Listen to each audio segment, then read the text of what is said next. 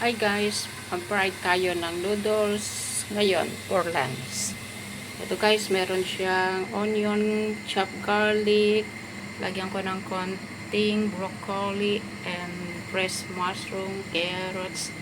Ito sliced pork. Depende sa inyo kung anong gusto nyo ilagay kasi wala akong ibang mailagay kundi ito lang, sliced pork. Of course, lagyan natin ng cabbage, repolyo, kinchay. After na naluto, lagyan natin yung kinchay. Ito yung fried noodle, ito yung dry noodles ko guys.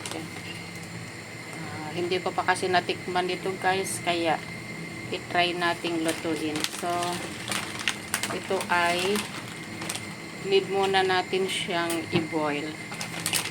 Para sa ganun, kasi matigas. I-boil lang to guys. Yan, napakulo ako ng tubig. Boil natin. So, mga ilang piraso kaya. Marami yung ingredients ko. So, mag-boil tayo ng 3 pieces. Ayan. Siguro marami-rami na rin. Ayan guys, mag-boil. Boil muna natin guys para madali siyang lutuin. Na-blanch na natin yung marami pala yung 3 pieces.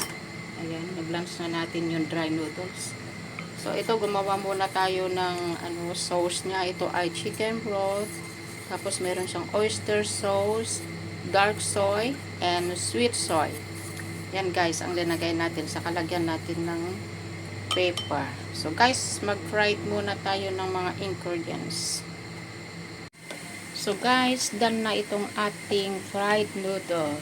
Ayan siya, oh. Sa kami mixed vegetable, masarap siya. Masarap pala ito. Yung isang pack na yun, maraming pieces. Makabili nga ng tuwan. Mapadala natin sa Pinas. Masarap siya itong na ito, parang kanton. Ayan. So guys, okay na, done.